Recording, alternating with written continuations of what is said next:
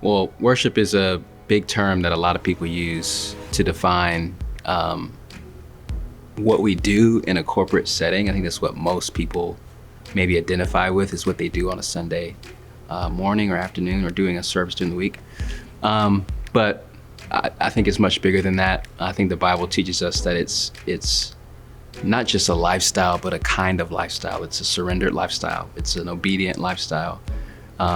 It's a sacrifice. And, there are some scriptures in the Bible that use the word worship specifically, but there are also stories in the Bible that demonstrate what it means to worship God, what it means to say no to something when God is asking you to say yes to something else. That's worship. What it is to love your wife and your kids. That's worship. What it is to do a good job with your hands and work. That's worship.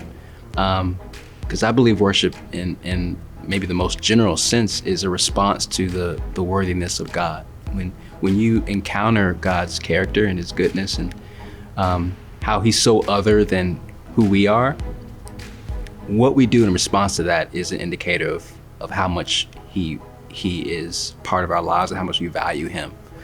And I believe we're created to worship. So whether we're worshiping him or something else, it's an automatic response to what we value. I think worship is a response to what we value.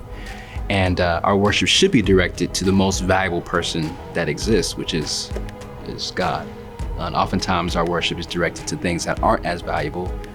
I think that's where we mess up a lot of times. But I would say worship is a response to God, who is the most valuable person.